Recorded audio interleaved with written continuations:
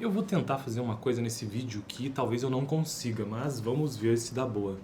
O tópico do vídeo de hoje, ou o assunto do vídeo de hoje, é de macroeconomia, essa playlist que eu estou construindo de economia aqui no canal.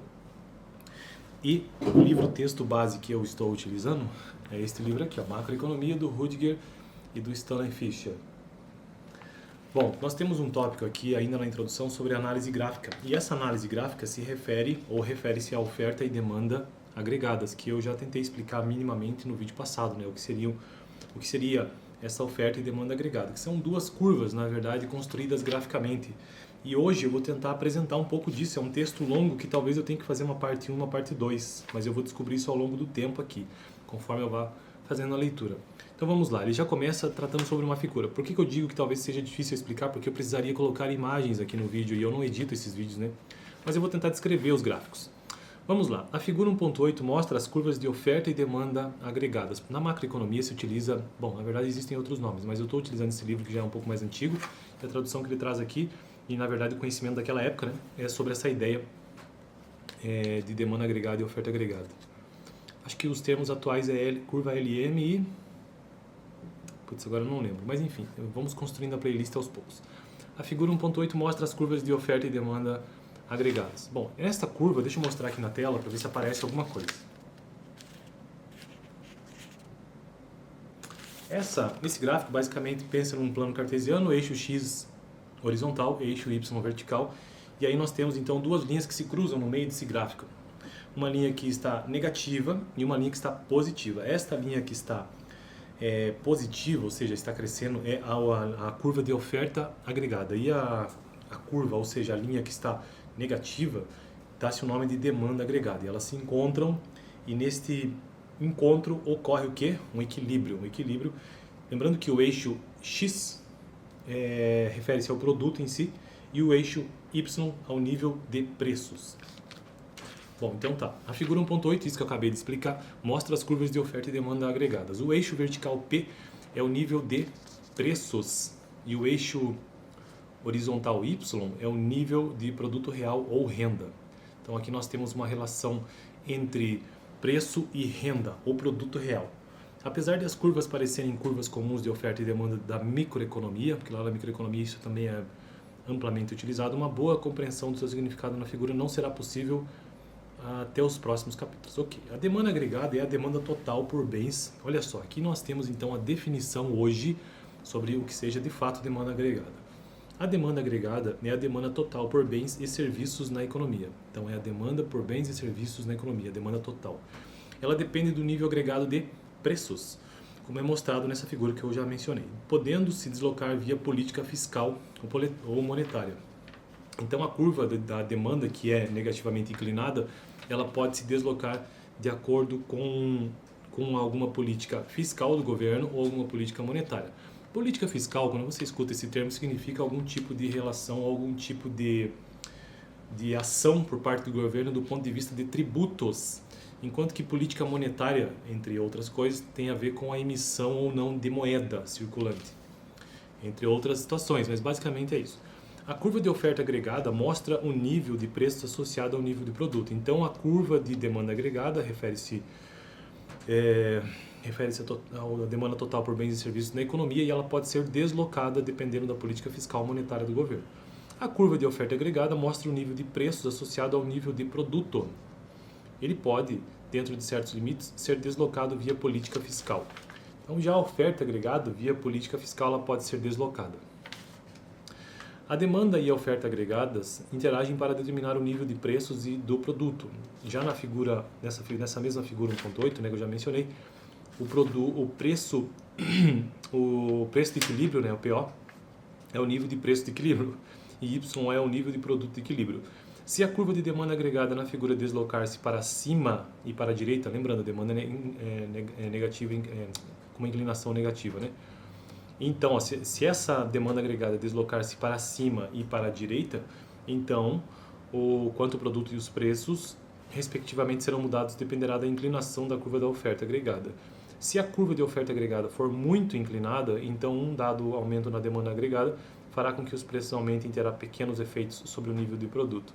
Se a curva oferta agregada for menos inclinada, uma dada variação na demanda agregada se traduzirá em um aumento no produto e muito pouco em um aumento no nível de preços. Um dos pontos cruciais sobre o ajuste macroeconômico é que a curva de oferta agregada não é uma linha reta. E agora nós temos um outro gráfico aqui, né? A figura 1.9 mostra que abaixo do nível do produto potencial Y asterisco, Y estrela, né? A curva de oferta agregada é quase plana. Já vou ler aquele gráfico ali. Quando o produto está abaixo do produto potencial, há uma pequena tendência para que os preços dos bens e fatores salários caiam. Por outro lado, para o produto acima do nível do produto potencial, a curva de oferta agregada é inclinada e os preços tendem a aumentar continuamente. Os efeitos das variações da demanda agregada sobre o produto e sobre os preços, portanto, dependem do nível relativo do produto potencial. Vamos a esse gráfico então agora, tá? Esse gráfico aqui ainda é demanda agregada e curva de oferta, só que não linear. Olha só. E aqui nós temos novamente eixo X ali, que aquele nomeia de Y, né? Mas na verdade é o eixo X que trata sobre o produto, eixo Y trata sobre o nível de preços. Então nós temos uma curva de demanda agregada, como eu já disse, negativamente inclinada, e uma curva de oferta, neste caso ela porque não atinge o produto potencial, então até esse momento ela permanece plana, e até que chega um determinado momento que ela começa aí sim apresentar um crescimento alto. Todas essas observações são de qualquer modo advertências muito importantes. Já lá nos capítulos 3 e 6 nos deteremos na demanda agregada como determinante do nível de produto. Devemos assumir que os preços são dados e constantes e que o produto é determinado pelo nível da demanda e que não há restrições de oferta. Estamos falando, portanto, sobre a parte mais plana da curva de oferta agregada, a nível de produto aquém do potencial. A sugestão de que o produto aumenta para alcançar o nível da demanda e demanda sem o aumento de preços leva a um conceito muito ativo quanto a políticas econômicas. Sob tais circunstâncias, sem nenhuma troca óbvia, o responsável por políticas econômicas favoreceriam políticas expansionistas como a forma de aumentar a demanda e, portanto, forçariam a economia a mover-se para um nível mais alto de emprego. Bom, porque como nós vimos, né, nós vimos que a curva de demanda agregada ela pode se deslocar para cima quando os preços e respectivamente são mudados, dependerá da inclinação, tá? Eu quero ver sobre a política fiscal aqui, ó. O nível de demanda, o nível agregado de preços ou da demanda agregada pode se deslocar via política fiscal monetária, beleza? Políticas expansionistas como forma de aumentar a demanda e, portanto, forçariam a economia a mover-se para um nível mais alto de emprego e produto. Existem circunstâncias nas quais esse ponto de vista em política econômica é correto. No início dos anos 60, houve um caso assim. E aí nós temos uma outra figura. Ah tá, isso aqui já é uma figura anterior, né? Numa figura anterior mostra que naqueles anos o produto estava substancialmente abaixo do produto potencial. Havia recursos ociosos e o problema era uma deficiência de demanda. Por outro lado, no final dos anos 60, a economia estava operando a pleno emprego. Não havia nenhum hiato significativo do produto nacional bruto. Uma tentativa de expandir o produto nacional bruto real encontraria limitações do lado da oferta e forçaria os preços para cima em vez de incentivar o aumento do produto. Em tais circunstâncias, um modelo que assume que o produto é determinado pela demanda e que um aumento da demanda expande o produto e não os preços é simplesmente desapropriado. Então vamos repetir essa parte final. Em tais circunstâncias, um modelo que assume que o produto é determinado pela demanda e que um aumento da demanda expande o produto e não os preços é simplesmente desapropriado, porque os preços também crescem, né? E para finalizar, vamos ler a legenda das duas figuras que nós usamos no vídeo de hoje. Então, a figura que trata sobre a oferta e demanda agregada diz o seguinte: os instrumentos básicos para análise do produto do nível de preços, da inflação e da taxa de crescimento são a oferta agregada e a demanda agregada. Deslocamentos, tanto na oferta como na demanda agregada, irão fazer com que o nível de produção varie, portanto, afetando o crescimento e mudará o nível de preços, portanto, afetando a inflação. Pela lei de Okun, variações no produto estão ligadas às variações na taxa de desemprego.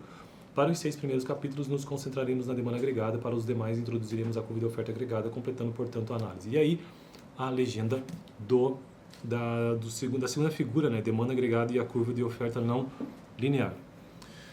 Um fator-chave a respeito da curva de oferta agregada é que ela não é linear. A baixos níveis de produção, os preços não variam muito na curva de oferta agregada, implicando que mais produção será ofertada sem que haja muito aumento nos preços. Porém, quando a economia está próxima do pleno emprego ou do produto potencial, aumentos maiores do produto serão acompanhados pelos preços maiores. Então, no próximo vídeo nós continuamos o texto e vamos revisar, na verdade, esse que eu já fiz hoje, sobre análise gráfica, né, da demanda agregada e da oferta agregada. Esse aqui é o vídeo parte 1, ainda teremos o vídeo parte 2 para finalizar. Valeu! Dá uma olhada no vídeo anterior, onde eu tratei sobre o quê? Sobre inflação, oferta e demanda agregada, na verdade, né, uma introdução. Valeu!